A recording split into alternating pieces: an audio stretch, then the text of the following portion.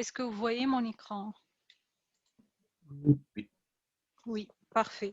Donc aujourd'hui, on se retrouve pour un 4e cours. Aujourd'hui, c'est notre 4e, c'est bien ça, 4e ou 5e? 5e. D'accord, donc c'est notre 5e cours et on va continuer un petit peu ce qu'on a vu dans la semaine dernière où on a commencé la partie héritage. Donc aujourd'hui, on va continuer un petit peu la partie héritage et finaliser aussi la partie héritage et voir un concept qui est très important en programmation orientée objet qui s'appelle le polymorphisme. D'accord? Donc, pour commencer, on va faire un petit rappel avec l'héritage simple, le constructeur, etc. D'accord? Donc, ce que j'ai remarqué pendant la dernière séance de TP, c'est que les étudiants arrivent en cours sans réviser. En fait, il faut réviser votre cours toutes les séances, surtout avant la séance de TP. Sinon, vous n'allez pas comprendre ce qu'on va voir la semaine d'après. D'accord? N'hésitez pas, je suis en train de laisser tous les cours déjà sur YouTube, donc n'hésitez pas à revoir le cours plusieurs fois si vous avez besoin. Donc vous allez avoir la semaine prochaine une semaine de pause pédagogique, d'accord? On reprend après la semaine de pause pédagogique pour 2 ou 3 séances de TP. Dans ces 3 séances de TP, il y aura la soutenance, il y aura la soutenance et il y aura en plus un examen de contrôle de connaissances. D'accord? Est-ce que vous avez des questions sur ces 2 points-là? Non, tout va bien. Ok, donc là, on a défini une classe personne. Donc la classe personne, elle a un constructeur. Il prend quoi comme paramètre, ce constructeur?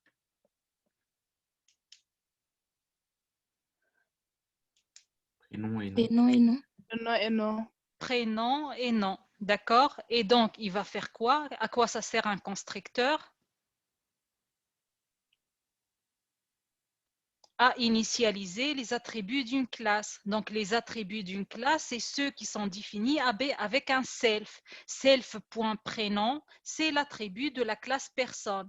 Self.nom, c'est le deuxième attribut d'une personne, c'est-à-dire une personne est définie par un prénom et un nom. D'accord? Donc, la classe personne, elle a aussi une méthode str. Elle sert à quoi la méthode str?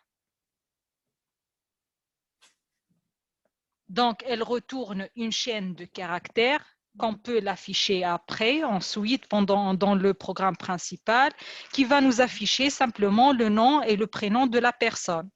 Ensuite, on a défini une deuxième classe, c'est la classe étudiant qui hérite de la classe personne. Donc, pour définir l'héritage en Python, on va mettre classe, le nom de la classe fille, entre parenthèses, les classes parentes. D'accord? Donc, ici, étudiant, il hérite de la classe personne. Qu'est-ce qu'il hérite réellement, étudiant? À quoi ça sert l'héritage? Prénom et Les nom. paramètres de la première. Il hérite les attributs. D'accord? Il hérite les attributs et les méthodes. Parce qu'un étudiant est aussi une personne. Lorsqu'on dit que classe étudiant hérite de la classe personne, c'est-à-dire qu'un étudiant est aussi une personne et donc il hérite tous les attributs et les méthodes de personne. Donc ici, on a défini un constructeur pour la classe étudiant. Le constructeur d'un étudiant, il prend combien de paramètres? 3 paramètres. 3 paramètres, prénom, nom et domaine. Donc, étant donné qu'un étudiant, c'est une personne, on a appelé la classe personne donc pour initialiser les paramètres d'un étudiant qui sont son prénom et son nom. Et ensuite, il y a un attribut en plus, c'est domaine. Donc, un étudiant, il a un prénom, un nom et un domaine. D'accord? C'est un étudiant, par exemple, en mathématiques, en chimie, ainsi de suite.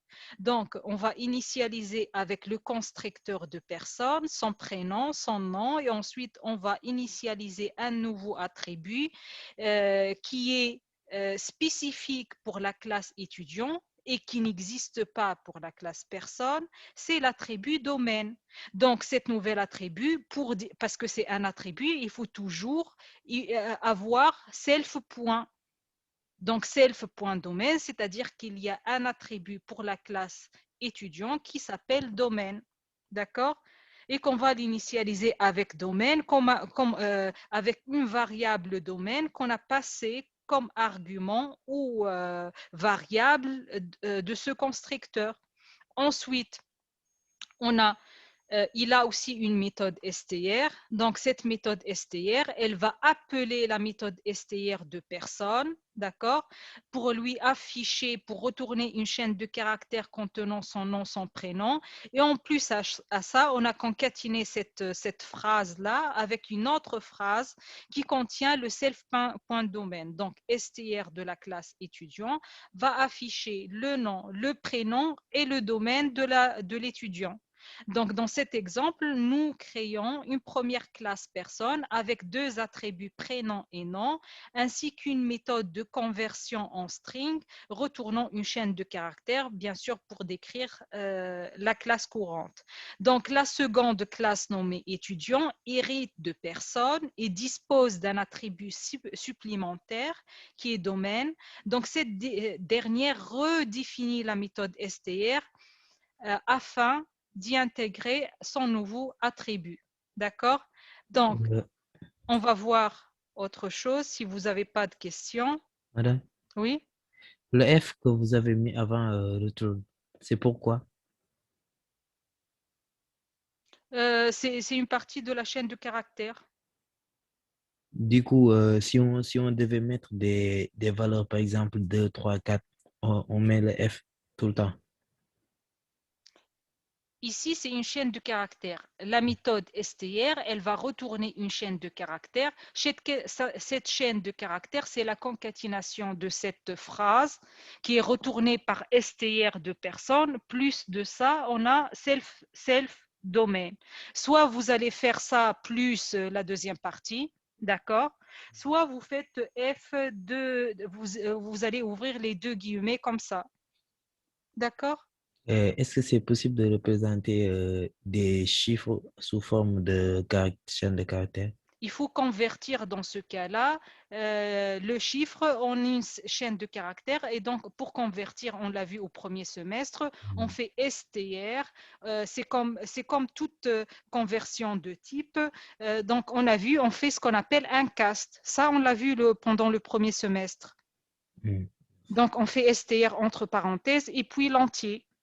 Si on souhaite concaténer plusieurs chaînes de caractères, donc dans ce cas-là, on utilise plus ou bien ici, une autre façon de le faire, c'est F, on ouvre les deux guillemets et on met les chaînes de caractères séparées par des virgules. D'accord? D'accord, merci. Donc, Pardon, madame. oui, Là-bas, au lieu de... Vous pouvez revenir sur l'image, s'il vous plaît. oui. Ok. Au lieu de personne init, on pourrait mettre self.prénom, self.nom et self.domaine. Qu'est-ce que vous n'avez pas compris dans self.nom, self.prénom? Sur la ligne 10. La ligne 10, c'est Non, classe autant pour moi. étudiant.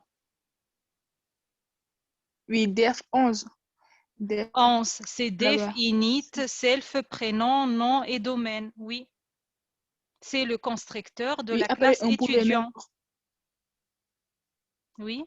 Après, on pouvait mettre self.prénom, self.nom et self.domaine. Non, Égal non, domaine. non, non, non. Ça, c'est le constructeur de la classe étudiant. Un constructeur, c'est une méthode spéciale. C'est une méthode qui n'a pas de valeur de retour et qui retourne rien, d'accord? Par défaut, elle est définie par deux underscore init, deux underscore. Et entre parenthèses, son premier paramètre ou variable, c'est self. Et puis, on va citer un ensemble de paramètres. Ici, on a choisi nom, prénom, nom, domaine. On peut faire la même chose, ça donnera le même résultat. Si on fait def, deux underscore init, deux underscore, entre parenthèses, self, x, y, z. Et ensuite, on va faire personne, point, deux underscore init, self, x, y, c'est les deux premiers paramètres, on va aussi les passer. Et après self.domain, il va prendre le z, c'est le troisième paramètre.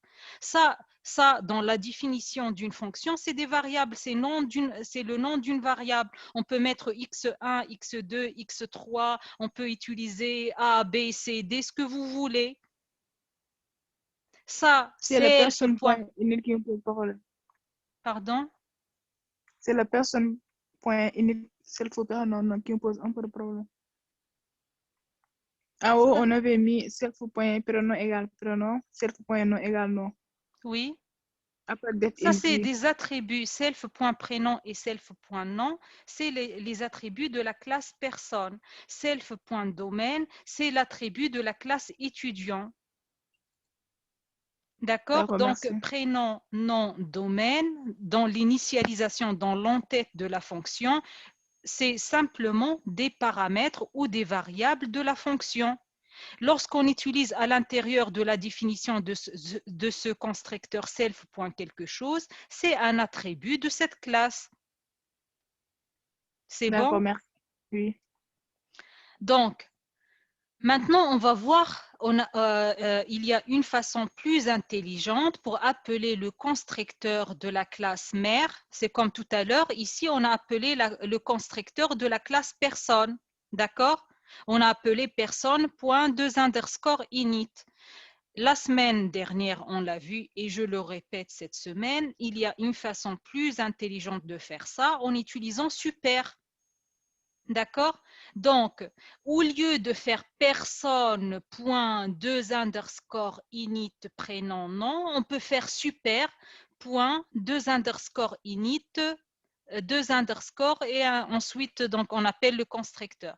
Dans ce cas-là, l'appel de la classe parente a tout simplement été remplacé par super, étant donné que personne, c'est le parent d'étudiant de la classe étudiante, donc super, ça va appeler ce parent qui est personne.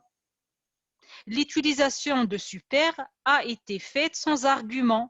Ceci n'est pas possible qu'à partir depuis Python 3. Donc, il aurait également été possible d'écrire super étudiant, self, self.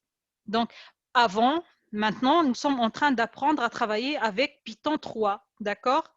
Avant cette nouvelle version de Python, la définition de super, il y avait une autre définition un petit peu plus complexe de super. Donc, super, il prenait deux paramètres ou deux arguments qui est donc la classe,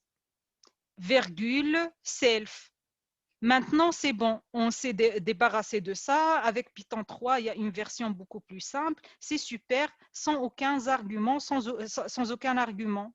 D'accord? Est-ce que c'est clair? Oui. Pour tout le monde? Oui, madame. D'accord? Donc ici, pour appeler le constructeur de la classe parent qui est personne, on fait super point, 2 underscore init, 2 underscore, et après on passe les paramètres nécessaires pour le constructeur de personne. On fait la même chose pour la classe str.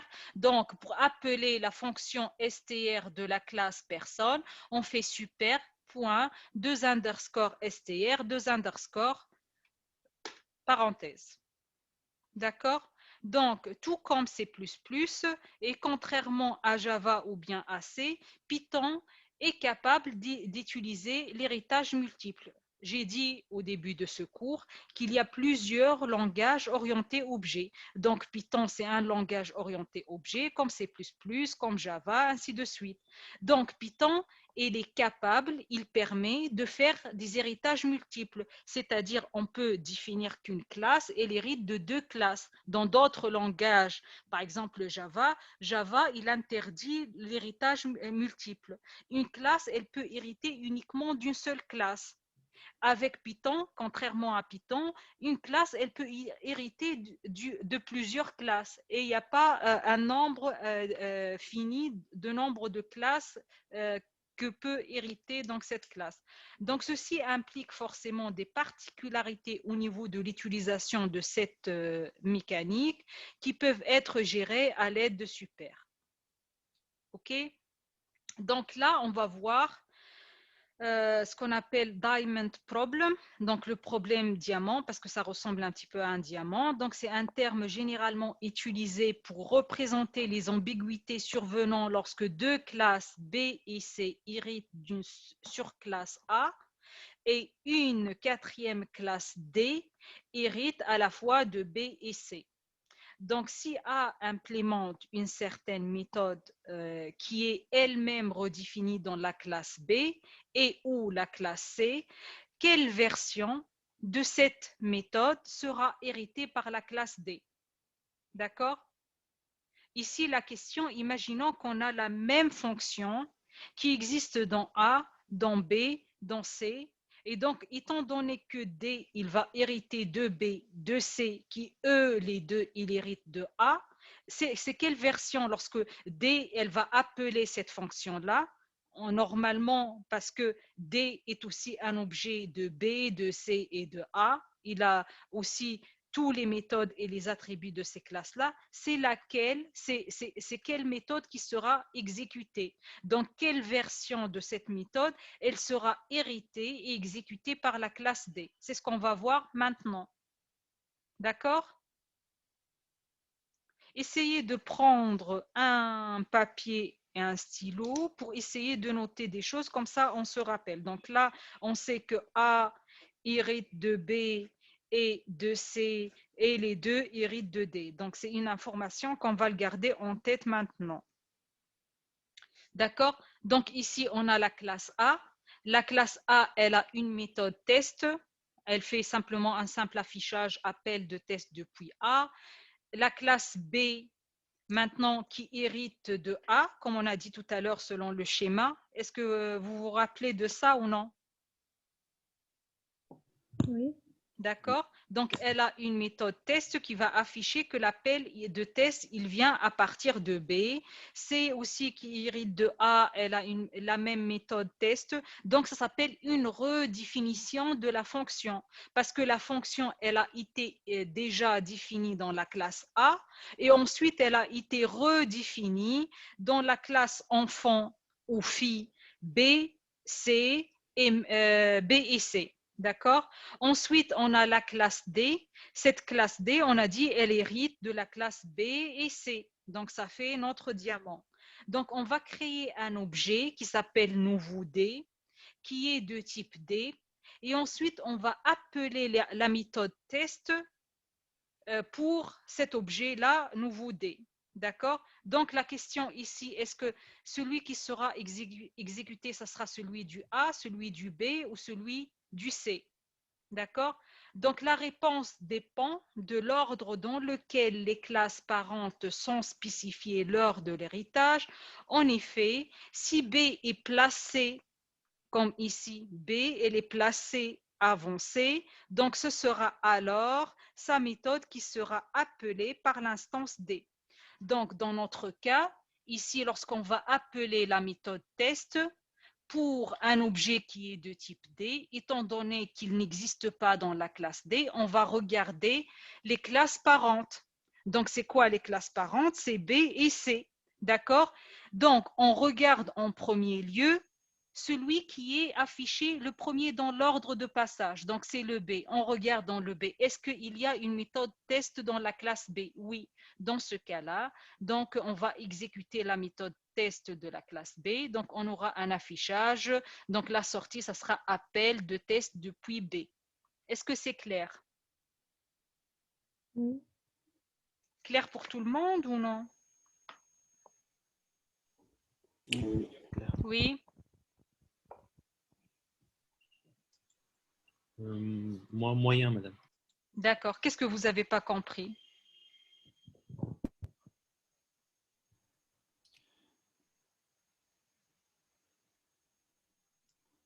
Cette partie-là, l'héritage multiple.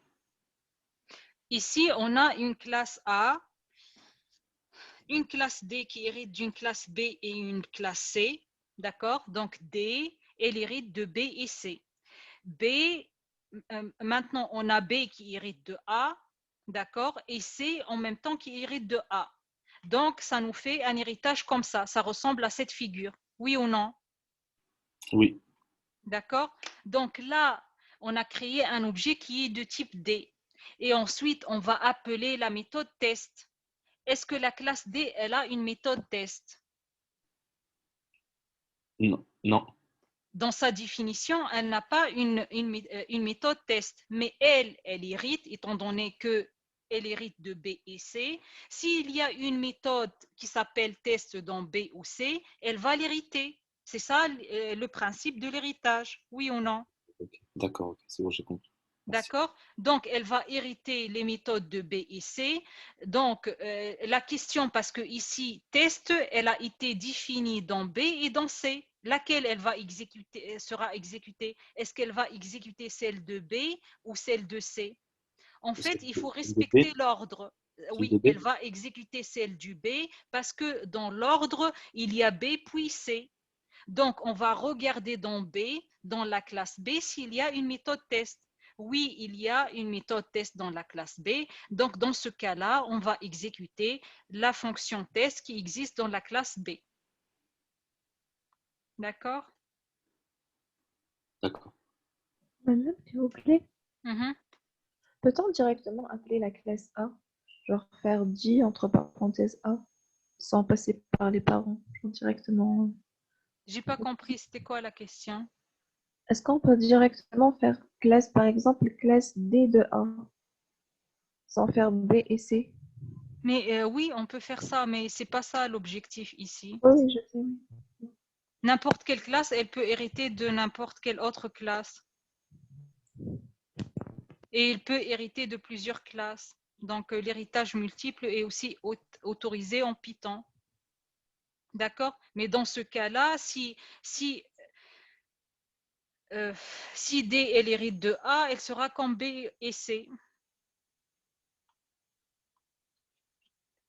Bon, donc ensuite, maintenant, on va essayer de voir. Donc, nous remarquerons alors que la méthode test de la classe A est appelée deux fois. Donc, ici, qu'est-ce qu'on va faire? On va changer un petit peu dans notre définition. Donc, dans la définition de D, tout à l'heure, il n'y avait pas une fonction test, oui ou non? Il y avait past. C'est-à-dire, il n'y a aucun traitement dans la classe D. C'est juste, c'est une classe qui combine B et C. Mais elle ne rajoute rien par rapport à B et C, à la combinaison de B et C. D'accord? Donc maintenant, on va définir une méthode test dans la classe D qui hérite de B et de C en même temps. Donc, dans cette méthode test, on va simplement faire un affichage print de test depuis D et puis on va appeler la méthode test de B et puis on va appeler la méthode test de C. Dans notre programme principal, on a créé un objet nouveau D qui est de type D et ensuite on a appelé la méthode test de nouveau D. Donc normalement, qu'est-ce que ça va se passer ici? Quel test sera exécuté? C'est quoi la méthode test qui sera exécutée? La méthode test D. De D, tout à fait. Donc on aura un affichage print appel de test depuis D et ensuite on va exécuter l'appel de test depuis B. Donc, depuis B, B aussi, elle a une méthode test, oui ou non? Oui. Donc, on aura appel de test depuis B. Maintenant, on va exécuter celle du B. On aura premièrement appel de test depuis D. Après, on a un appel depuis B. Depuis B, qu'est-ce que ça fait depuis B? Ça fait appel de test depuis B. Et ensuite, on a un appel de test depuis A. Donc, ça sera appel de test depuis A. Donc, c'est bon, on a exécuté tout ça. On revient à notre dernier appel de test depuis C. Donc, ça sera appel de test depuis C, qui lui aussi fait un dernier appel de A. Donc, ça fait appel de test le dernier. C'est un appel de test depuis A. Est-ce que c'est clair? Oui, c'est clair. Donc, D, ça sera D. Le premier qui sera exécuté, c'est le D. Ensuite, celui du B, parce qu'on a appelé celui du B. Celui du B, il appelle celui de A. On exécute celui du A. On revient pour exécuter celui du C. Celui du C, il fait la même chose. Il affiche une phrase que c'est depuis C. Et après, il appelle celui du A. Donc, il y aura le dernier. Donc, on aura cet ordre-là. Est-ce que c'est clair? Oui. Donc, nous remarquons alors que la méthode test de la classe A est appelée 2 fois. Une première fois en remontant depuis B, c'est là, elle a appelé le A. Et une deuxième fois, depuis C, on a appelé aussi test de la classe A. Donc, ce comportement n'est pas donc idéal, car même si D hérite à la fois de B et C, la méthode de la classe A ne devrait pas appeler qu'une seule fois, qu'une seule et unique fois. Donc, comment faire? Donc, comment faire? On va utiliser super, d'accord? Donc, pour là, on va voir c'est quoi l'utilité d'utiliser super, d'accord? Oui ou non? Oui. Donc, ici, dans notre classe D, lorsqu'on a défini la méthode test, on a, au lieu de faire ici B.test, on va simplement faire super.test. Donc, super.test, il va simplement exécuter la méthode test de la classe parent. D'accord? De la classe parent, et c'est tout. D'accord? Donc ici, on a créé un objet nouveau D qui est de type D et on va exécuter la méthode test. Donc ça sera, étant donné qu'il y a une méthode test définie dans la classe test, donc elle sera exécutée. C'est elle qui sera exécutée. Donc on aura appel de test depuis D. Donc on aura ça. D'accord? Ensuite, on aura super.test. C'est lequel qui sera exécuté, super.test? Le B. Pardon? Le B. B. C'est Oui. celle du B. D'accord? Donc, c'est celle du B. Donc, il y aura appel de test depuis B. Ensuite, lorsqu'on a exécuté celle-là, elle aussi, elle appelle celle de la classe mère.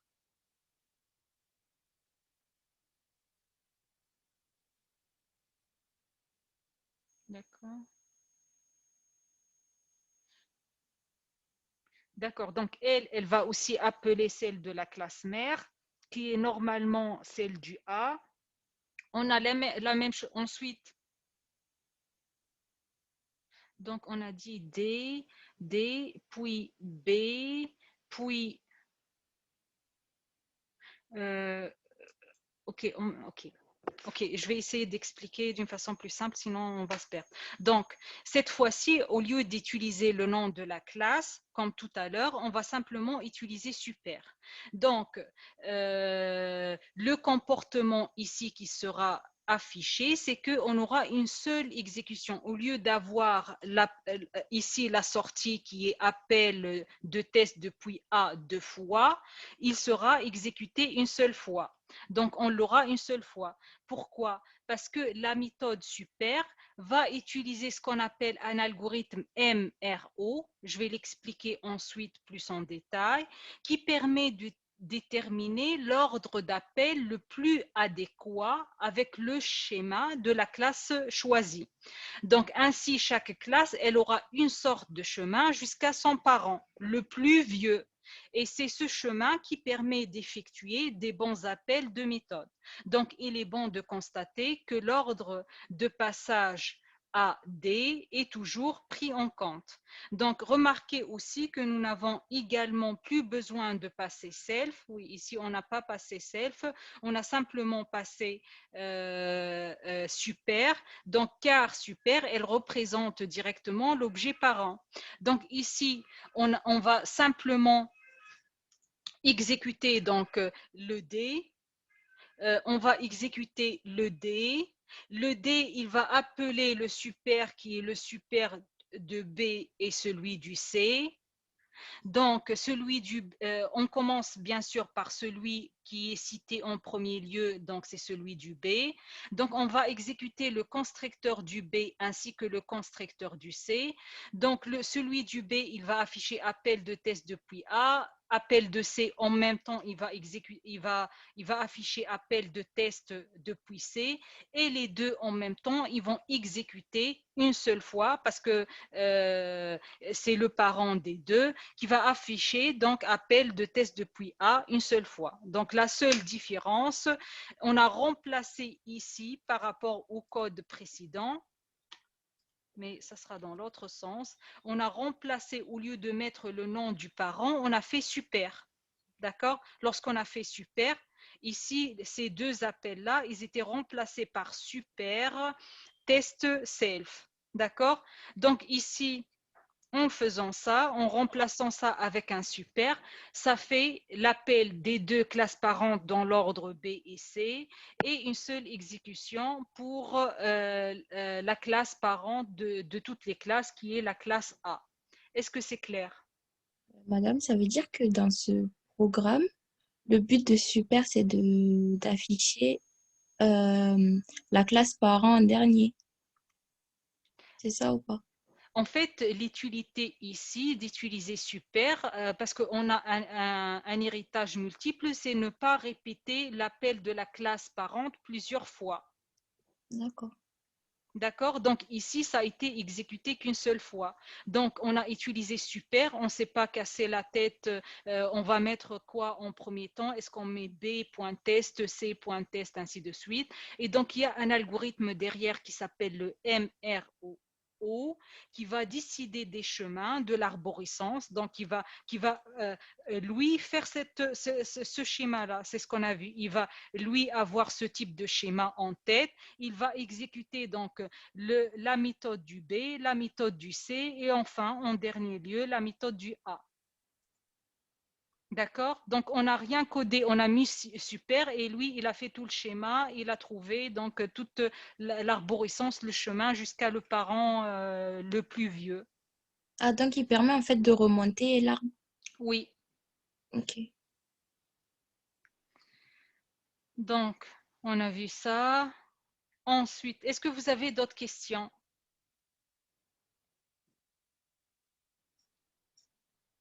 On va voir d'autres exemples, ne vous inquiétez pas. D'accord?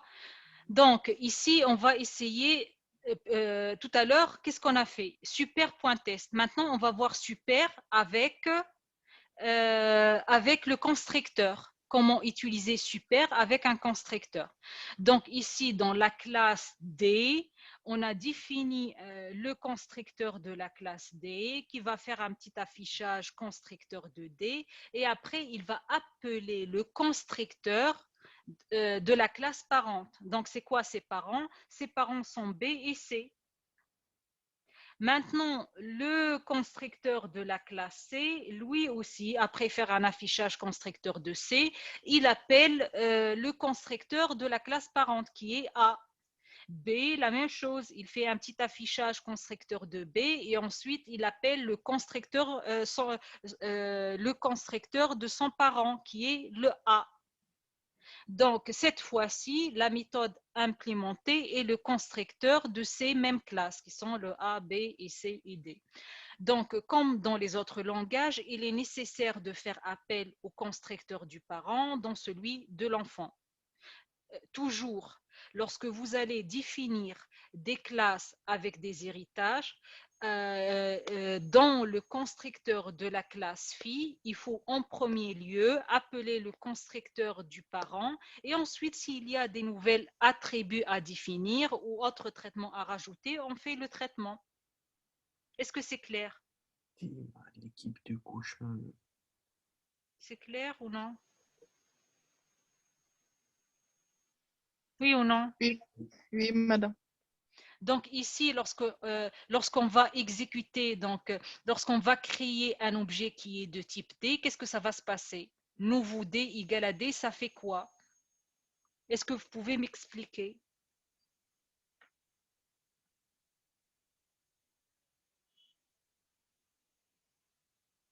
Je choisis quelqu'un aléatoirement ou comment on fait?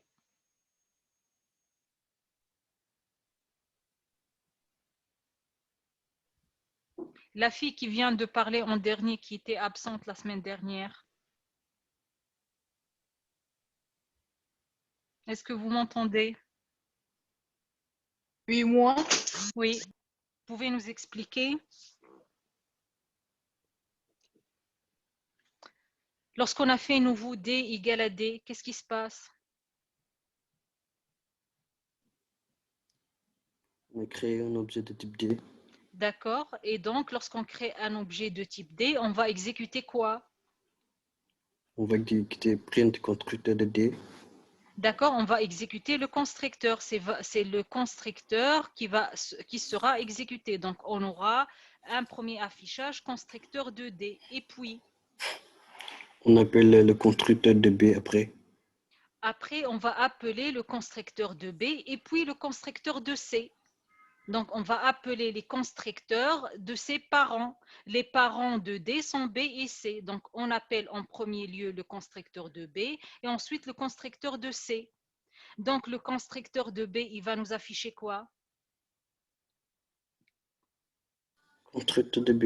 Constructeur de B, le constructeur, et ensuite, il va appeler en même temps que le constructeur de C. Donc, il va appeler aussi le constructeur de A. Donc, on aura constructeur de C et ensuite B et C ils vont exécuter le constructeur de A qui va nous afficher constructeur de A.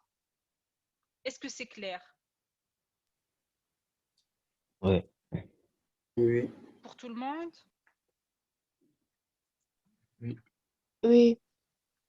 D'accord, on va continuer. On va voir plus d'exemples comme ça.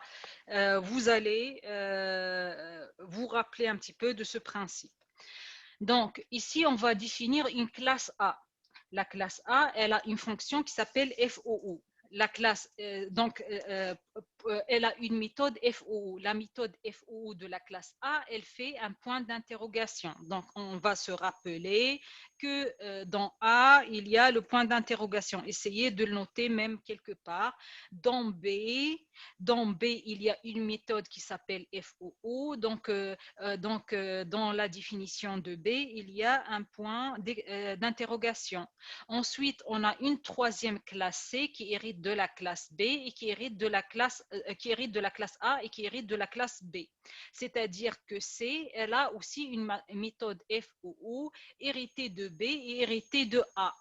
Ensuite, on a une classe D. Donc, pour la classe D, en fait, c'est plutôt dans l'ordre inverse, c'est B puis A. D'accord? D'accord ou non? Oui. Donc, lorsqu'on a créé un objet qui est de type C, donc C entre parenthèses, ça va nous créer un objet. D'accord? On peut le sauvegarder dans une variable et on prend cette variable et on fait .foo, ou on peut simplement ne pas sauvegarder donc l'objet qu'on a créé ici. On appelle la méthode foo. Lorsqu'on fait c.foo, c'est quelle méthode qui sera exécutée? C, on a dit, il hérite de A puis de B. Et les deux, ils ont une méthode FOO. Donc, c'est laquelle qui sera exécutée? Celle de A. C'est celle du A. Donc, on aura un point d'exclamation. Maintenant, on a créé un objet qui est de type D. On a appelé la méthode FOO. C'est quelle méthode FOO qui sera exécutée? Celle de B. C'est celle du B. Tout à fait. C'est juste ça. Est-ce que c'est clair? Oui. D'accord? Donc, cet ordre dans lequel les classes parentes sont explorées pour la recherche des méthodes est appelé, on l'a dit tout à l'heure, MRO, donc Method Resolution Order. Donc, on peut le connaître à l'aide de la méthode. Donc, pour savoir c'est quoi l'ordre de passage, donc on peut utiliser la méthode MRO pour voir c'est quoi l'ordre. Donc, par exemple, tout à l'heure, qu'est-ce qu'on a fait? On a fait A, B, C et D. D'accord, A, B, on a dit que D, elle hérite de B et C, et B et C, les deux, ils héritent de A. D'accord? Donc A, elle n'hérite de rien. Donc elle hérite de object qui est la classe mère de toutes les classes Python. Donc M.MRO, cette méthode-là, elle nous dit que l'ordre de passage c'est A, puis la classe object. Oui ou non? Madame. Oui. D'accord. Ensuite, on a B.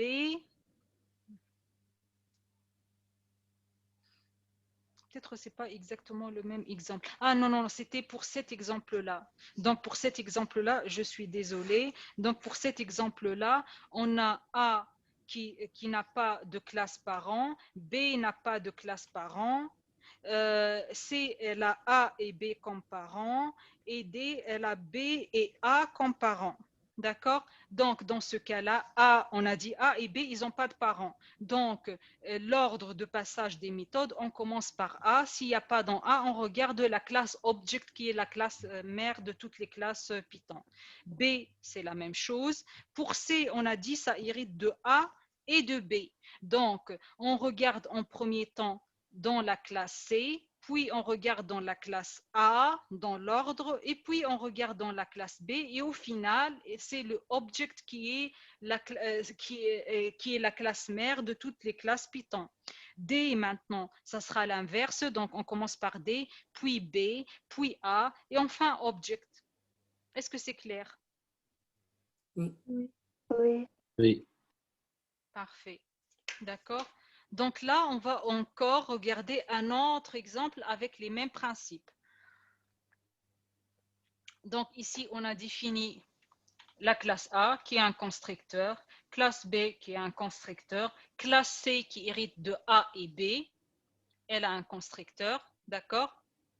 Toujours le constructeur, il va afficher une phrase et puis il va appeler le constructeur de la classe parent. D'accord? On a la classe D qui a aussi un constructeur. Toujours, ça affiche un message pour dire c'est début initialisation d'un objet de type donc cette classe. Et puis, on appelle le constructeur. Et enfin, on va simplement faire un affichage fin initialisation d'un objet de ce type. D'accord?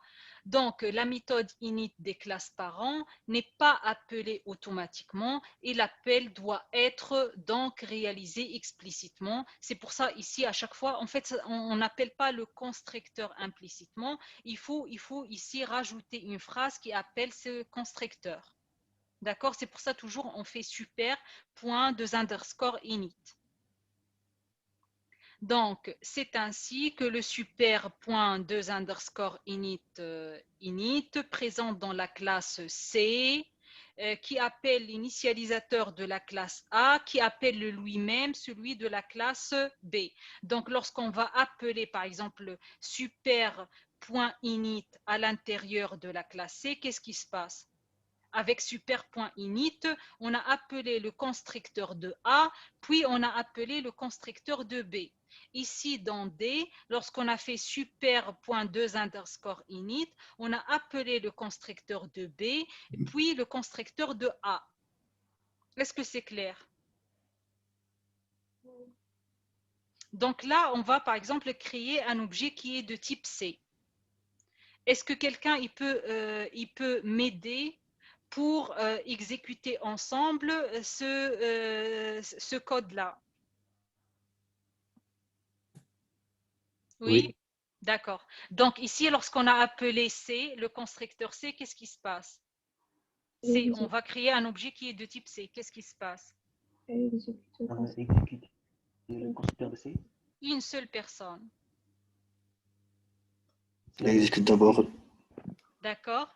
Qu'est-ce qu'il va exécuter? le constructeur de C. Oui, le constructeur de C. Et qu'est-ce qu'il y a dans le constructeur de C?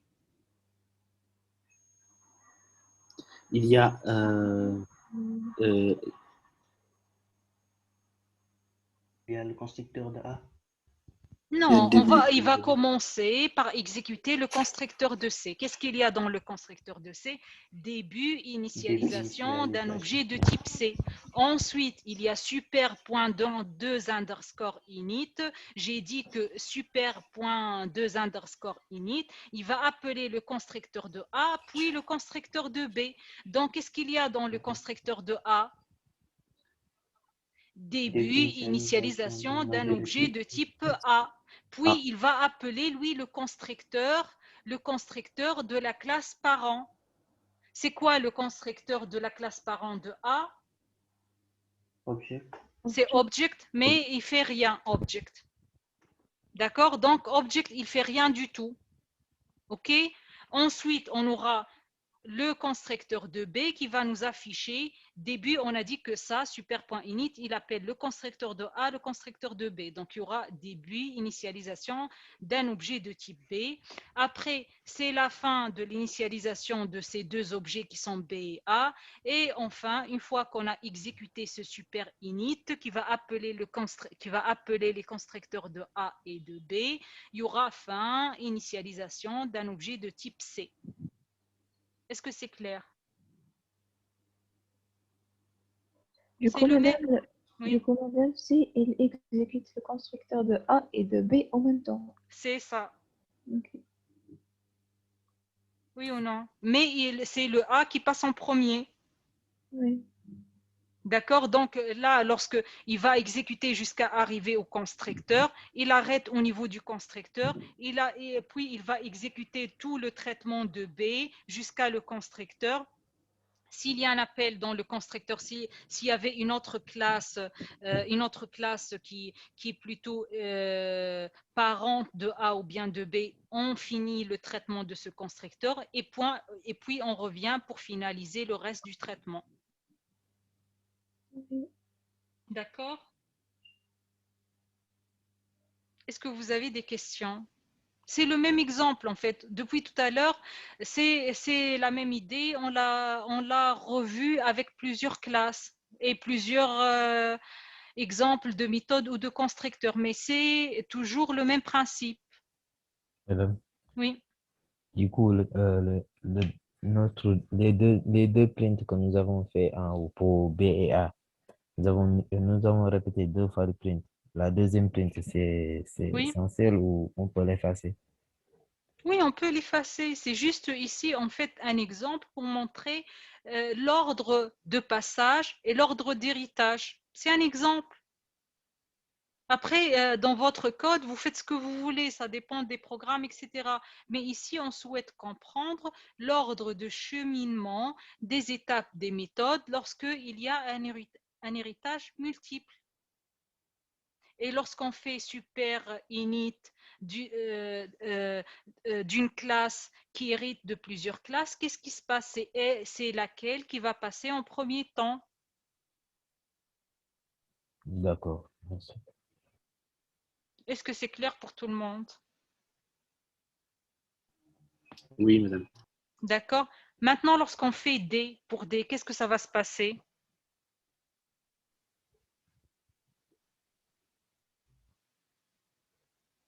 Au lieu, tout à l'heure, on a créé un objet qui est de type C. Maintenant, on va créer un objet qui est de type D. Si vous ne participez pas, on va rester jusqu'à 21h. Hein. On va exécuter le constructeur de D.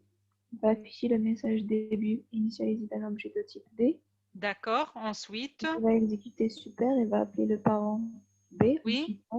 Oui. On va les exécuter. Oui. Et donc, il va afficher leur message d'initialisation.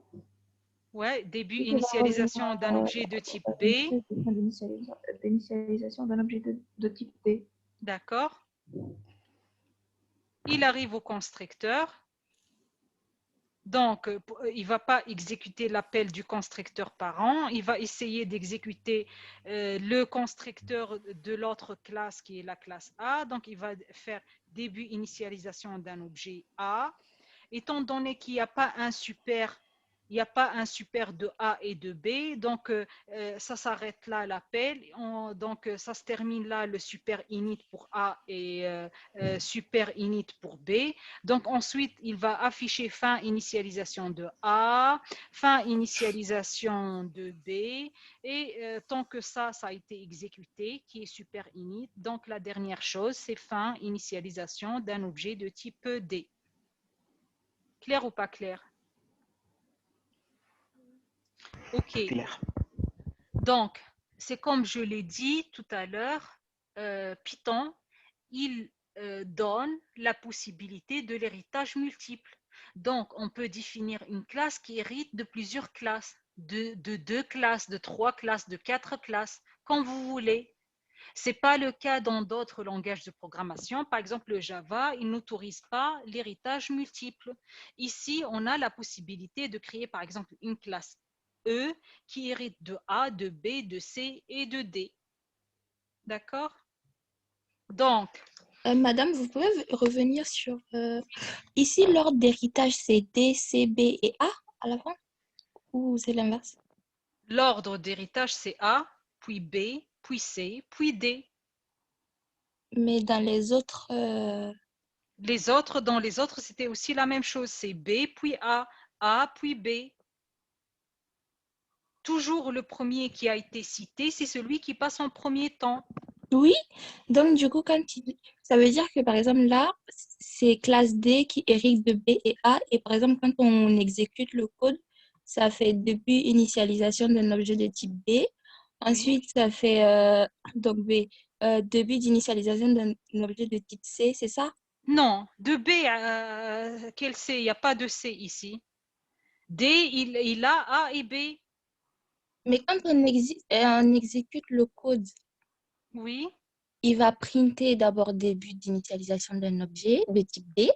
oui. À cause du super init, du coup, on va monter sur la classe B. Sur la classe B, puis à Et la donc, classe du C, coup, voilà. puis à la classe A, pardon. Donc, ça sera donc super.init. Il va appeler le constructeur de B, puis le constructeur de A. D'accord. Et du coup, sur l'autre code que vous avez montré, le dernier tout à l'heure, C'est ça le dernier. non, l'autre Oui. ou celui-là. Donc, ça veut dire que si on remontait pareil que tout à l'heure, il allait exécuter A, ensuite B et ainsi de suite. C'est ça. Ensuite C, ensuite D. D'accord. D'accord? C'est l'ordre qu'on a mis. Entre Ok. parenthèses, on respecte l'ordre.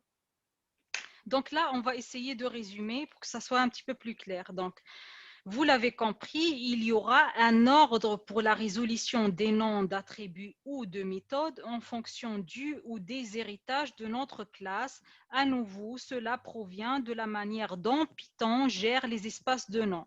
Donc, prenons l'exemple d'une classe déclarée comme celui. Donc, c'est classe phi qui hérite de mère 1, mère 2. Si on invoque un attribut ou une méthode sur une instance de cette classe, donc Python cherchera d'abord la classe phi. C'est comme tout à l'heure, on a regardé est-ce qu'il y a une méthode test dans classe phi ou non. S'il ne trouve pas, il cherchera ensuite dans la première classe mère qui est mère 1 dans notre exemple. S'il ne trouve pas, il cherchera dans les ancêtres de cette première mère si elle en a. Et en se remontant la filiation, d'abord la grand-mère, puis l'arrière-grand-mère, etc. Si dans toute la branche de mère 1, donc il n'y a rien, maintenant on regarde mère 2. Donc s'il n'a toujours pas trouvé, il cherchera dans la deuxième classe qui est mère 2. D'accord? Puis dans les ancêtres de mère 2 et ainsi de suite. S'il n'y a plus de classe mère, bien sûr, si aucun attribut ou méthode n'est trouvé, Python renverra une erreur. Mais c'est ça l'ordre de recherche. Il commence par fille, il n'y a rien dans fille, il regarde dans mère. Si mère, elle n'a rien, il regarde la grand-mère de mère 1, puis son arrière-grand-mère, et après, il va regarder donc toute la famille de mère 1, tous les ancêtres de mère 1. S'il n'y a rien dans tous les ancêtres de mère 1, il regarde dans mère 2. Si mère 2, elle n'a rien, il regarde tous les ancêtres de mère 2. Clair ou pas clair? Oui.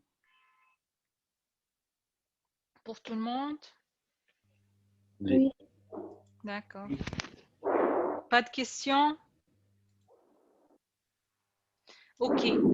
Maintenant, on va voir la deuxième partie. Donc là, c'est terminé. La partie héritage, on a tout vu presque. D'accord? Donc maintenant, on va voir le polymorphisme en programmation orientée objet. Donc c'est un concept qui existe dans tous les langages de programmation orientée objet. Bon, la définition est un petit peu différente d'un langage à un autre. On va voir maintenant c'est quoi le polymorphisme. Donc le mot polymorphisme signifie avoir plusieurs formes. Donc ça c'est syntaxique, comment dire, dans le vocabulaire, dire que polymorphisme veut dire avoir plusieurs formes. D'accord? Donc en programmation, polymorphisme signifie que le même nom de fonction, mais des signatures différentes, est utilisé pour différents types. D'accord? Ça existe dans d'autres langages de programmation, mais pas en Python. Avoir plusieurs fonctions qui ont le même nom, mais après, pour le nombre et le type d'argument, ça change. On change le nombre et le type d'argument. Ça n'existe pas en Python. Ça existe dans d'autres langages de programmation. D'accord? Donc, qu'est-ce qui reste pour Python? C'est la capacité d'une fonction ou méthode à se comporter différemment en fonction de l'objet qui lui est passé. Et on va voir des exemples. La deuxième définition de polymorphisme, c'est une fonction donnée peut donc avoir plusieurs définitions. D'accord?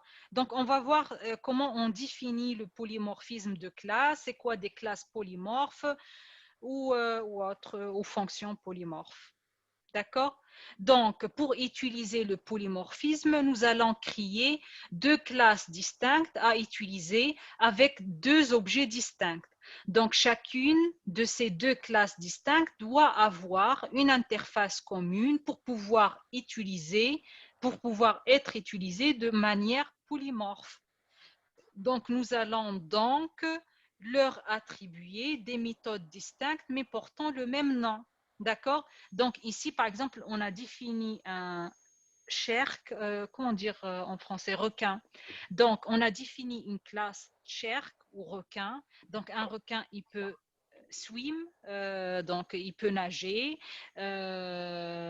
swim backward, donc nager dans le sens inverse. Et il a une fonction qui s'appelle skeleton ou bien colonne vertébrale. D'accord? Une deuxième classe qui s'appelle clawfish, qui peut aussi nager, donc swim, swim back, et qui a un skeleton. D'accord?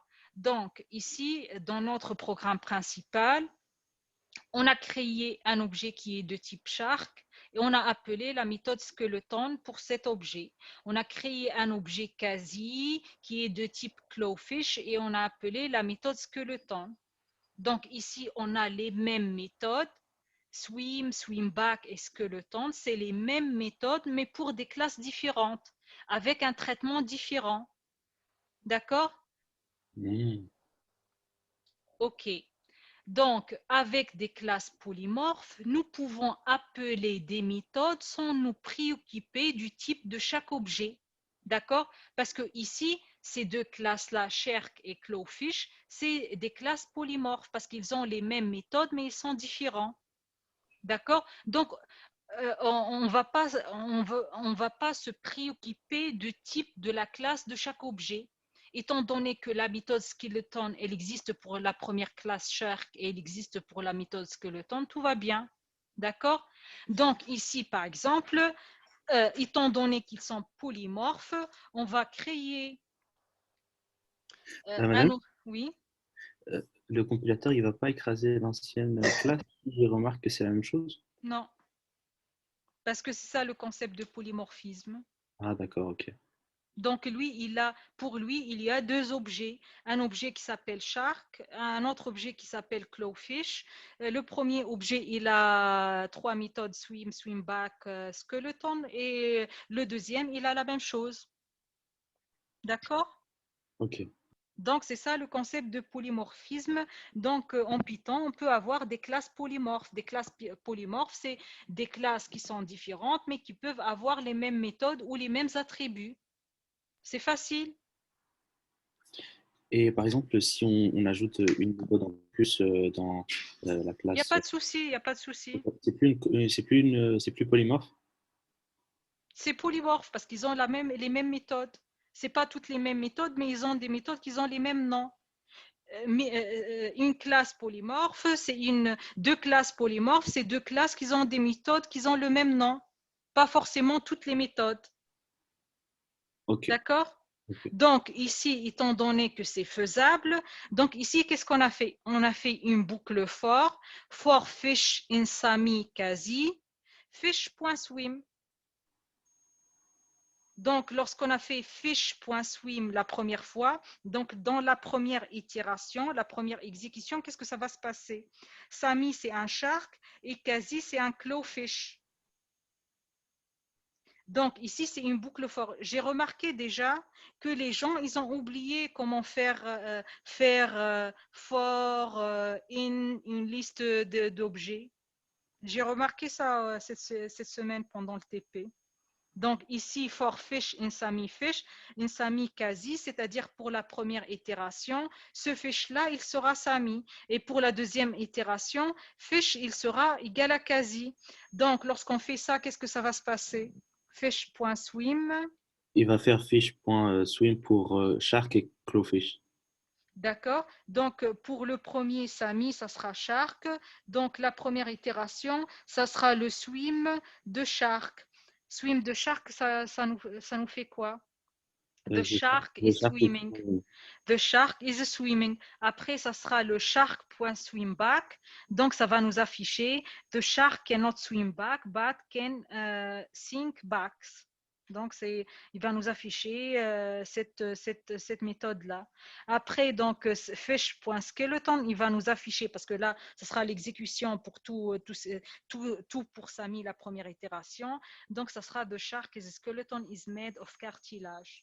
Ensuite, il va exécuter les trois méthodes pour clawfish. Donc, il va dire the clawfish is swimming, the clawfish can swim back, the clawfish skeleton is made of bone. Est-ce que c'est clair? Ah oui, donc c'est ça l'avantage du Ouais. classe polymorphisme, C'est ça. ça appelle,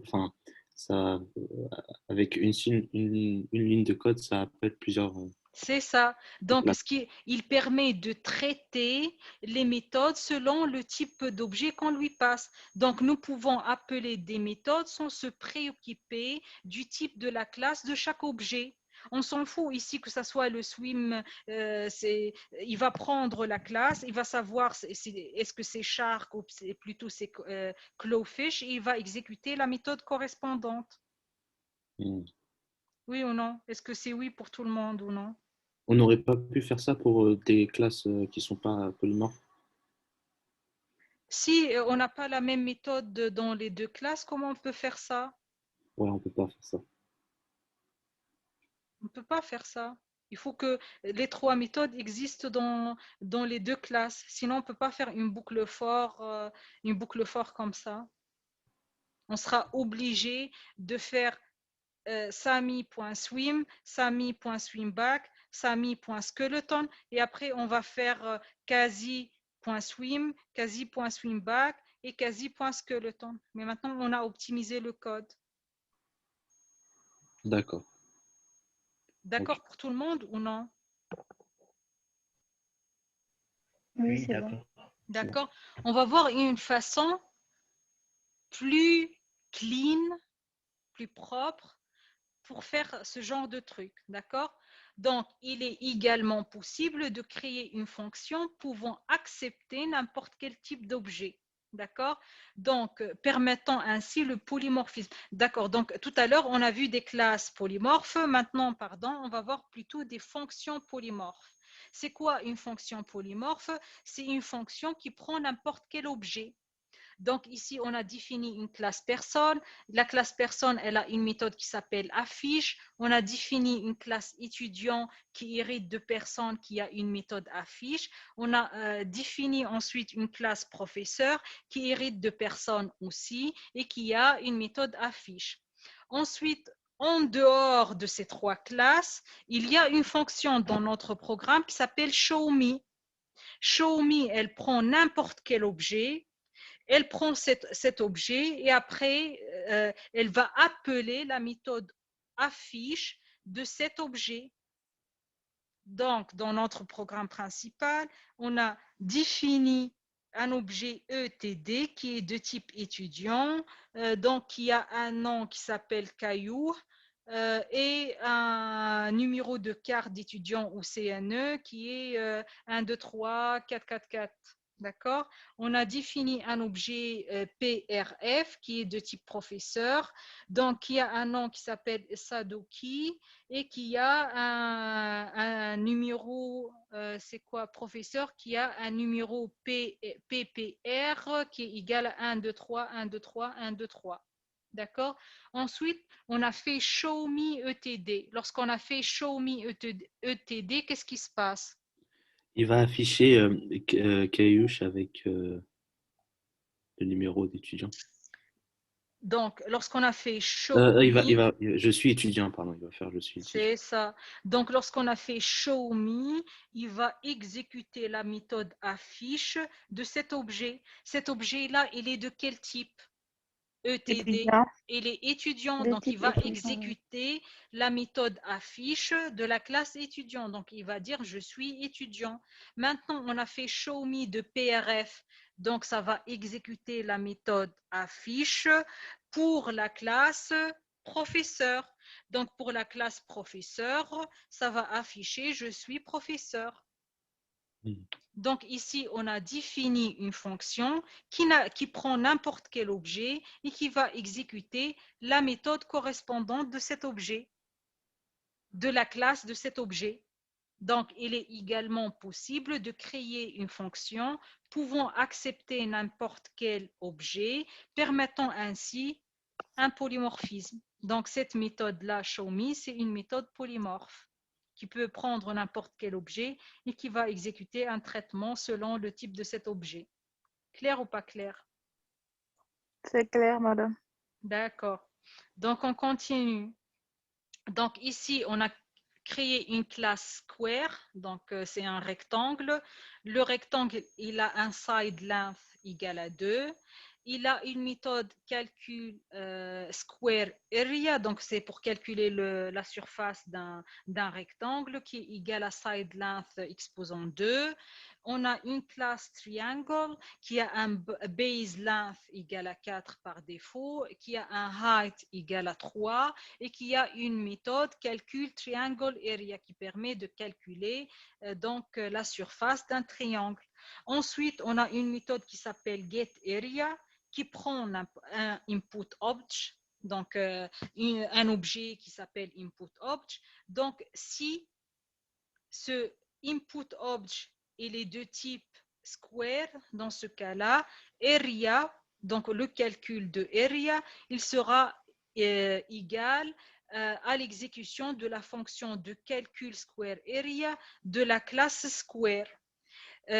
Dans le cas contraire, si c'est de type triangle, dans ce cas area, elle sera égale à l'exécution de la méthode calcul triangle area de la classe triangle. Ensuite, on va afficher ce area.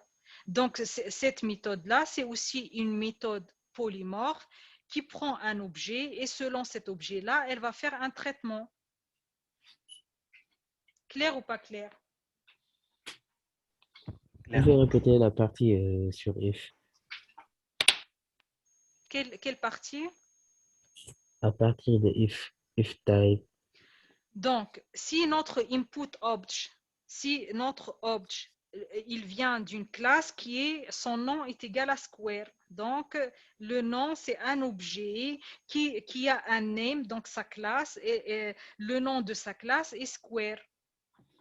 Dans ce cas-là, on va exécuter calcul area, calcul square area pour calculer le area, la surface.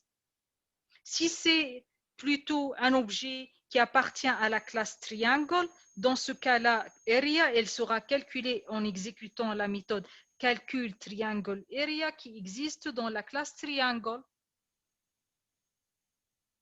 D'accord? Du coup, le def get R, c'est pour, C'est où c'est pour, def get area? Ah, oui, c'est oui, cette pour, méthode. c'est pour obtenir les deux Pour calculer instructions. la surface de n'importe quel objet. S'il est rectangle, on va exécuter ce traitement. Si c'est un triangle, on va exécuter ce second traitement dans le elif. D'accord, D'accord? merci. Ensuite, dans notre programme principal, on va créer un objet qui est de type square, un deuxième objet qui est de type triangle. Et ensuite, on va utiliser la méthode getArea pour square object et la méthode getArea pour ce triangle object. D'accord? Donc, le getArea de square object, qu'est-ce que ça va nous faire? Ça va afficher l'air du triangle. Donc, ça va exécuter cette instruction-là, area égale à input object.calcul square area. Donc, ça va exécuter cette méthode-là dans square. Dans le deuxième cas, getArea triangle object, ça va exécuter le elif qui lui-même va exécuter la méthode calcul triangle area dans la classe triangle, donc celle-là. D'accord? Donc, étant donné que side égale à 2, donc l'air sera exposant 2, donc égal à 4. Et pour le deuxième triangle, ça sera 3 fois 4 divisé par 2, donc égal à 6. Clair ou pas clair? Donc, Oui, on c'est va bon. voir maintenant une façon plus élégante où on va utiliser du polymorphisme pour pouvoir faire ça. Donc, comment on va faire ça? On va simplement créer une classe qui s'appelle shape, forme. Donc, n'importe quelle forme, elle a une méthode qui s'appelle calculateArea. D'accord? Donc, on va définir une classe square qui hérite de la classe shape, qui a une méthode qui s'appelle calculateArea. Pour calculer le area d'un square, ça sera self.sidelength exposant 2. Il y a une troisième classe triangle qui hérite de la classe shape et qui a aussi la même méthode qui a été redéfinie. Donc, calculateArea, elle existe dans la classe shape, mais elle a été redéfinie dans la classe square et dans la classe triangle. Dans la classe triangle, calculateArea, elle fait un autre calcul. Ensuite, on a défini une méthode polymorphe qui s'appelle getArea, qui prend n'importe quel objet. Et pour calculer le area de cet objet, on va simplement faire print input object.calculateArea. C'est beaucoup plus simple que ce qu'on a fait tout à l'heure. Et ça fait la même chose. Et là, on a créé une méthode qui s'appelle méthode polymorphe, qui s'appelle getArea, qui prend n'importe quel objet. Et pour cet objet, elle va exécuter calculateArea. Donc, si cet objet-là est les deux types triangle, donc elle va exécuter le calculateArea de triangle. Si s'il est de type square, elle va exécuter le calculateArea de type square. Si par contre, il est de type shape, elle va rien faire. Oui ou non? Pardon, madame. Oui. Quel est le rôle de SAP? Quel est le rôle? De SAP, C'est où SAP? quatrième ligne. Oui, Passe ou SAP? C'est où SAP? SAPE, SAP. Pardon, j'ai pas. 1, 2, 3, 4, c'est là? Oui. Shape, tu veux Oui. dire c'est shape? Shape, c'est la classe mère de la classe square et c'est aussi la classe mère de la classe triangle. Depuis tout à D'accord. l'heure, on parle de l'héritage. Donc, square, elle hérite de shape et triangle, elle hérite de shape. D'accord, merci. Donc, ici, dans le programme principal, on a créé un objet qui est de type shape, qui s'appelle shape object. On a créé un objet qui est de type square, qui s'appelle square object. On a créé un objet qui est de type triangle, qui s'appelle triangle object. Et on va appeler la méthode getArea pour savoir c'est quoi la surface de ces trois objets. Donc, getArea de shape object, on aura quoi comme résultat? Rien. Rien. Donc, passe, ça sera passe. Donc, on aura none, rien du tout. OK? Lorsqu'on fait getArea de square object, 2 au carré, ça fait 4. 2 fois 2. donc on va exécuter le calculate area de la classe square. Donc, ça sera 2 fois 2, donc ça va nous donner 4. Et après, lorsqu'on fait getArea de triangle object, Calcul area de la classe triangle. donc ça va nous donner 4 fois 3 divisé par 2 ou fois 0,5, donc ça fait 6. Est-ce que c'est clair? Donc ici, on a créé une méthode getArea qui est polymorphe, qui prend n'importe quel objet et qui va pas s'intéresser au type de l'objet, elle va simplement exécuter la méthode correspondante à la classe de l'objet, c'est tout. Donc cette méthode-là, elle pourra être exécutée pour triangle, pour square ou pour shape. Oui? Oui, madame ou pas oui, madame? Oui. Il n'y a pas un nom? D'accord. Donc ici, je vais essayer de faire un petit rappel de ce qu'on a vu il y a 2 semaines sur la partie setter et getter, parce que j'ai vu qu'il y a des gens, même si les setters et les getters, c'est une partie qui c'est pas la partie la plus dure dans ce cours-là, ils n'ont pas saisi l'idée. Donc ici, on va créer une classe citron. Elle a un constructeur. Donc ce constructeur-là, il prend 2 paramètres, couleur et masse, avec des valeurs par défaut. C'est-à-dire, on peut créer un citron avec aucun paramètre. On peut créer un objet de type citron avec un seul paramètre ou avec 2 paramètres. Oui ou non? Donc, avec aucun paramètre, ça sera un citron jaune avec une masse égale à 0.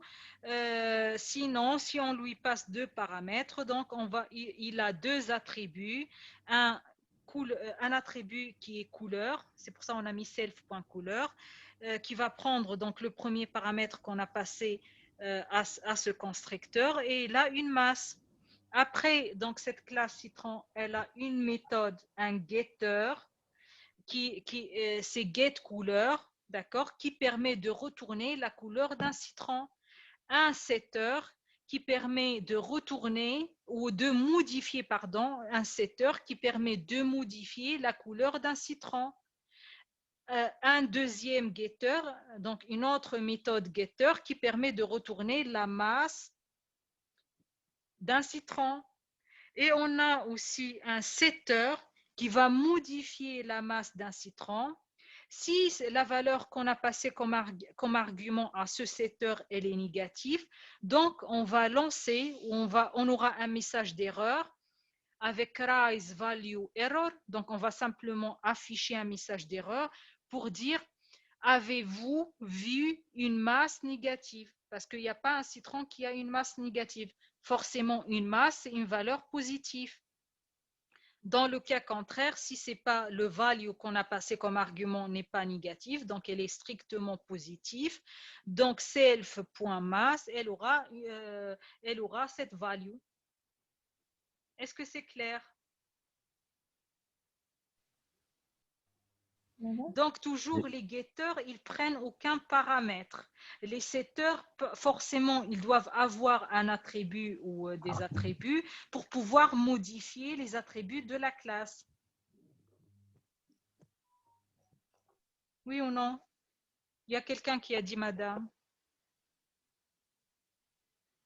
Donc, dans notre programme principal, si on souhaite écrire un code qui est clean, tout ça, on peut séparer la définition de la classe et des méthodes par rapport au programme principal. Pour pouvoir le séparer, on peut faire if 2 underscore name 2 underscore égale à 2 underscore main 2 points, et ensuite on va mettre tout le code du programme principal. Ou bien vous pouvez ne pas faire cette phrase et écrire directement comme vous avez l'habitude de faire. Donc ici, on va définir un objet citron 1 qui est de type citron. Et ensuite, on va afficher sa couleur et sa masse. Comment on peut afficher sa couleur et sa masse?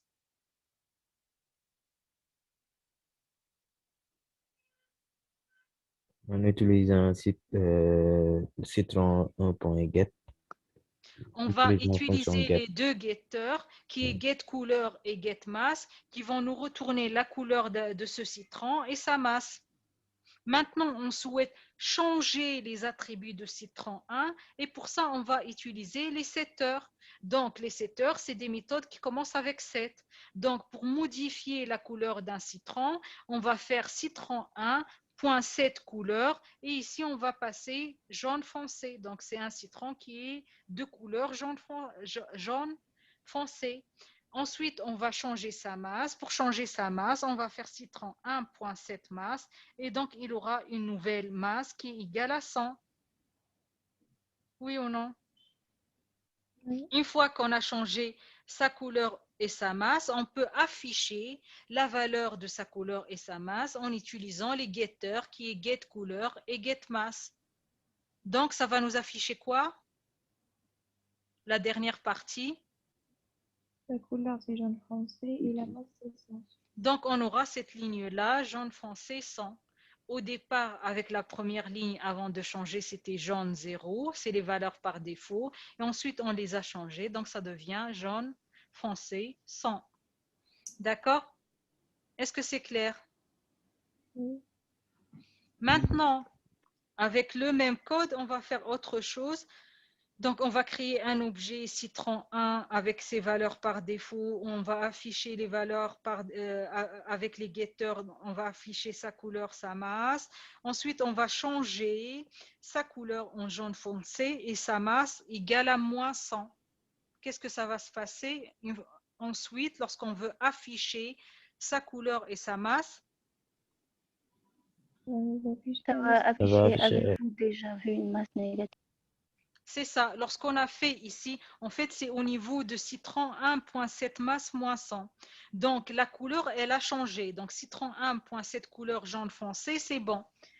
Ce citron-là, c'est bon, on a changé déjà sa couleur. Mais ensuite, lorsqu'on a fait citron 1.7 masse moins 100, étant donné que 100, c'est une valeur qui est inférieure à 0, donc, il y aura un rise value error, donc il y aura une erreur dans notre code et le code va s'arrêter en affichant un message. Vous avez déjà vu une masse négative.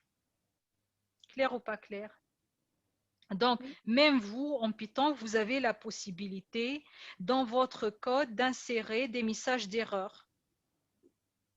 D'accord? Oui ou non? Par exemple, vous souhaitez créer une interface pour le joueur et chaque joueur, il va rentrer son âge. Donc, si par exemple, dans votre logiciel, là, le projet que vous souhaitez faire, vous voulez interdire à des gens qui ont moins de 15 ans de jouer ce jeu-là, donc vous pouvez vérifier si l'âge de la personne, il est inférieur à 16 ou inférieur à 15. Dans ce cas-là, vous pouvez faire un rise value error. Le joueur n'est pas majeur ou n'est pas permis parce que son âge est inférieur à 15. D'accord? D'accord ou non? Oui. Donc, ici, qu'est-ce qu'on a fait jusqu'à maintenant? On a utilisé les setters pour modifier les valeurs de couleur et de masse de citron. D'accord? Ici, dans un autre code, on va utiliser citron 1.masse, donc modifier directement l'attribut masse de citron 1 sans utiliser les setters. D'accord? Donc avec Python, c'est autorisé. on a la possibilité de ne pas utiliser les setters pour modifier les valeurs des attributs, mais les modifier directement, mais ce n'est pas recommandé. D'accord? Dans d'autres langages de programmation orientés objets, c'est interdit. Python, il n'interdit pas cette façon de faire, mais ce n'est pas recommandé et ce n'est pas professionnel. Donc, nous avons pu mettre une valeur aberrante, par exemple ici une valeur négative, sans que cela ne génère une erreur. Donc, l'accès et la modification des attributs sans getter et setter est autorisé par Python, contrairement aux autres langages orientés objets. Mais ce n'est pas recommandé. D'accord? Oui ou non? Est-ce que vous avez compris ça? Oui, c'est bon. Oui, du coup, si on ne met pas de setter, ça n'affiche pas l'erreur qu'on avait mis en haut. Non. Du coup, c'est pas bien. Non, c'est pas bien. Parce que normalement, il faut un contrôle pour la masse d'un citron, il faut que ça soit positif. Mais ici, on a brûlé une règle parce que Python, il l'a permis de le modifier directement sans passer par la méthode de cette masse qui permet de vérifier cette caractéristique ou cette propriété. D'accord. Donc, on a vu pendant les séances dernières une façon de faire correctement les choses. Est-ce que vous vous rappelez de ce qu'on a fait?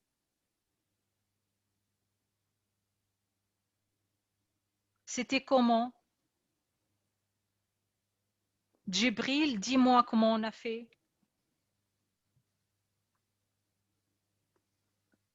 Je me rappelle plus.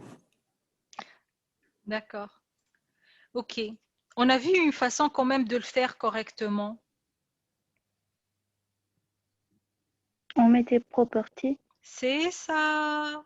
Donc, Python met en place une façon de faire qui s'appelle les propriétés. Donc, il y a une classe qui s'appelle property qui permet donc de forcer l'utilisateur à utiliser un getter pour retourner la valeur de quelque chose, d'un attribut, et un setter pour pouvoir modifier la valeur d'un attribut. Donc, celle-ci, elle permet de combiner, donc property, elle permet de combiner le maintien de la syntaxe lisible, donc le nom de cette instance point l'attribut ou le nom de l'objet point attribut, tout en utilisant en filigrane des fonctions pour accéder, modifier, voire détruire l'objet, donc à l'image des getters, setters et distracteurs. Donc pour faire cela, on peut utiliser property avec la syntaxe. Donc on a vu, qu'est-ce qu'on a vu pendant les semaines dernières? Un des exemples, est-ce que vous vous rappelez des exemples qu'on a vus de property? Donc, on peut définir un attribut égal à property. On fait fget, le nom de la méthode qui permet, donc le nom du getter, donc le nom de la méthode qui joue le getter. Fset égale à le nom de la méthode qui joue le setter. Et fdelete, on met un distracteur. D'accord? Donc là, on va voir encore un exemple. Donc ici, par exemple, pour masse, on va faire mass égale à property. Pour retourner la valeur d'une masse, il faut appeler la méthode getMass. Pour changer la valeur de la masse d'un citron, donc fset égale à la méthode setMass. D'accord? Donc, si on souhaite changer la valeur d'un citron, c'est la méthode setMass qui sera appelée. Oui ou non? Oui. Donc, ici, par exemple, on va afficher un premier message. Je suis dans le programme principal. Je vais instancier un citron. Et ensuite, on va créer un objet qui s'appelle citron, qui est de type citron avec un grand C.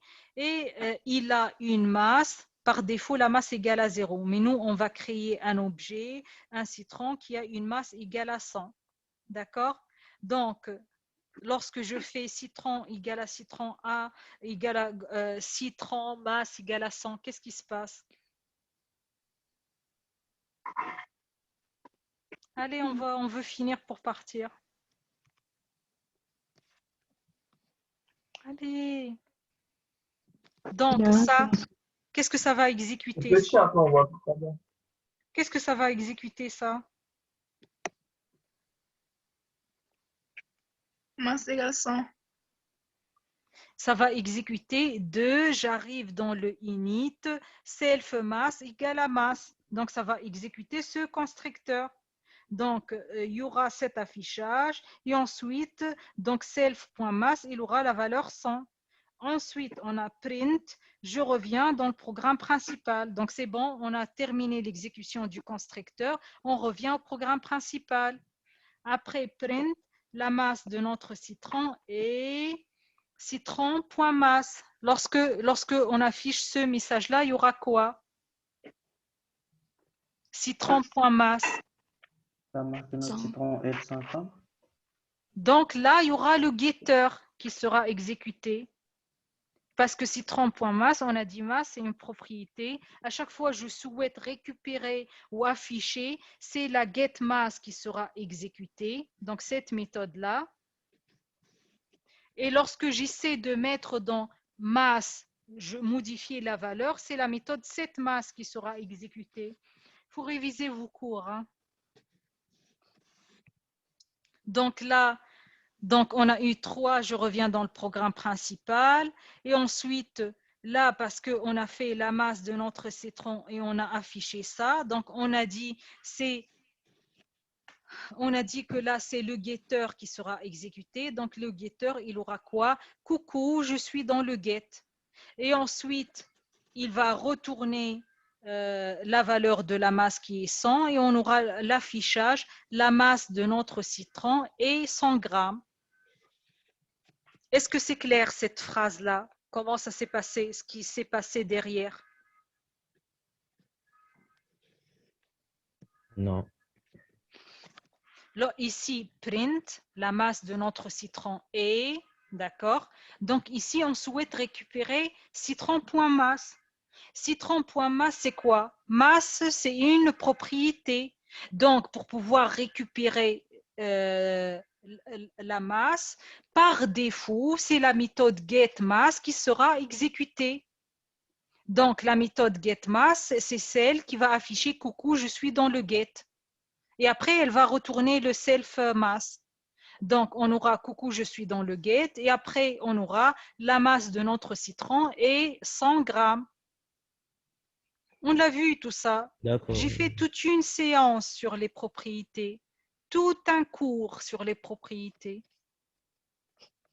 Ensuite, ici, lorsqu'on a fait citron.masse égale à 25, qu'est-ce qui se passe? On utilise le set pour changer 25. C'est le setter, donc c'est la méthode setMass qui sera exécutée. Donc, lorsqu'on fait citron.masse égale à 25, c'est ça qui sera exécuté. Donc, j'aurai coucou, je suis dans le set. Après, il va vérifier 25. Est-ce que 25 est inférieur à 0? Non. Donc, c'est bon. Il va changer le self.mass à 25. Donc, une fois que c'est fait, donc on aura la masse de notre citron et qu'est-ce qui se passe ici? 25 Je vais grammes. afficher les 25. Là. Avant d'afficher le 25. Ça va appeler le get. Ça va appeler le get. À chaque fois, on souhaite récupérer citron.mass, c'est la fonction get qui sera exécutée. À chaque fois qu'on souhaite modifier la valeur de masse, c'est la méthode setMass qui sera exécutée. Donc là, avec cette phrase print la masse de notre citron et format citron.mass, on va déjà pour récupérer citron.mass, il faut exécuter getMass. Donc getMass, ça va nous afficher coucou, je suis dans le get. Et après, elle va retourner le self.mass.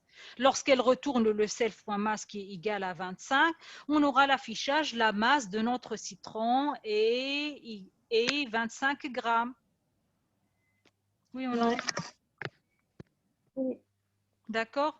Enfin, print-citron.dict, ça va nous afficher dans le dictionnaire de cet objet citron, il y a masse égale à 25. Il n'a qu'un seul attribut, c'est masse, et la valeur de sa masse égale à 25. Clair ou pas clair? Ça, on l'a vu. On a eu tout un cours sur les propriétés. J'ai essayé de répéter une sorte de révision. Et tout ce qu'on a vu au départ sur Super, tout ça, c'était aussi, surtout la partie héritage simple, c'était un rappel. Mais tout ça, on les a vus. C'est des acquis, c'est une petite révision. Aujourd'hui, ce qu'on a vu, on a vu uniquement l'héritage multiple et l'ordre d'exécution qui est nouveau. On ne l'a pas vu avant. Mais tout le reste, on l'a vu déjà. Est-ce que vous avez des questions? Non, c'est bon. C'est bon pour tout le monde ou